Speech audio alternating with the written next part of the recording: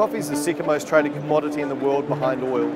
So it's a really big industry, but what we're dealing with here are people who are passionate about it. It's an understanding for one of the most complex drinks.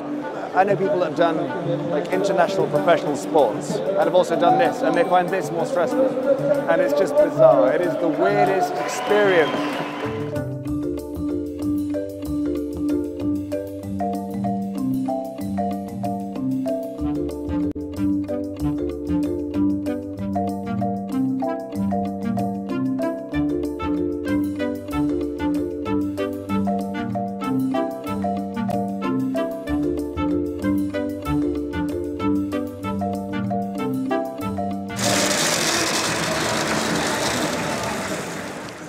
To operate a coffee machine in 2 hours. That is very true.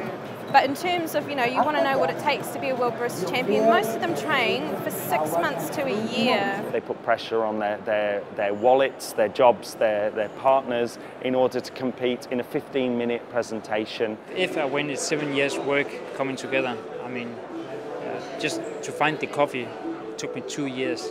For the last 8 months, I've been doing this at least 10, 20 hours a week now. I even went around the world for 5 weeks to learn. This is a kind of representation of someone's experience in coffee, which could be 2 years of coffee, it could be 20 years, and they're up here trying to deliver all of that in this really compact 15 minutes through 12 drinks and what they say, and it's kind of insane to watch. People are like, you do what? That's, really? They're flying you to London. It's odd, I've got my family here and they don't work in the industry at all, and they're clapping for cappuccinos, which is just the oddest thing I've ever seen. You have to kind of stop every now and again and go, this is really, really strange. All of my friends said me, you are not normal. Yeah, they're truth, I think, but I enjoy. Where I was and where I am now, everything is just because of my passion about coffee. I've got the best job in the world. I just play with coffee and talk about coffee. That's what I do for a living. They're the top baristas in the world.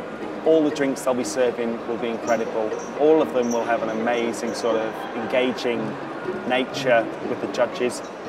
It's close, and it'll always be close. 1 point out of almost 1,000 points will win or lose you the competition. It's not competitive in a way that you can't beat Germany at this. There's no tactics available. You do your thing and hope that the judges like it better than anyone else's thing, but you feel quite judged as a person in this as well. Coffee is about seduction too.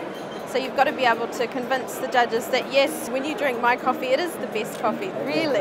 Never know what's going through their heads. And I think that's good actually. Like otherwise it would be like, oh my God, now I'm lost, or oh okay, now I did well. The tension that you feel is very real. For these guys, there's a lot riding on it. It's a lot of reputation, a lot of hard work, and a lot of support from other people as well. 6th place, Greece.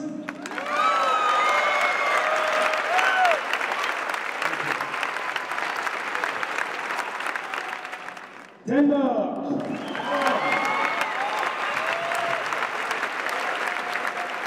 Ireland, Colin Connor.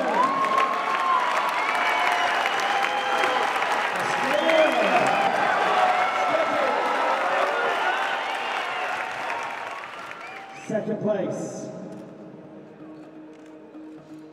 Guatemala.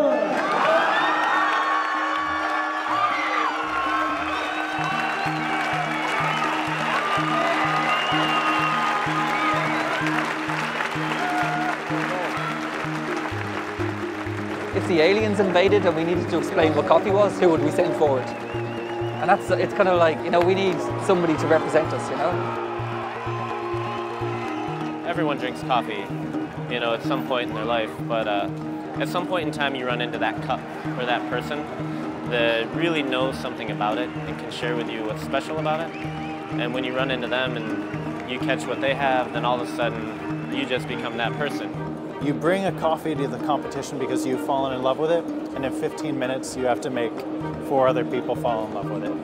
And if you can do that, it's amazing. I can think back to times when it's happened and it's like it brings tears to your eyes. It's magical.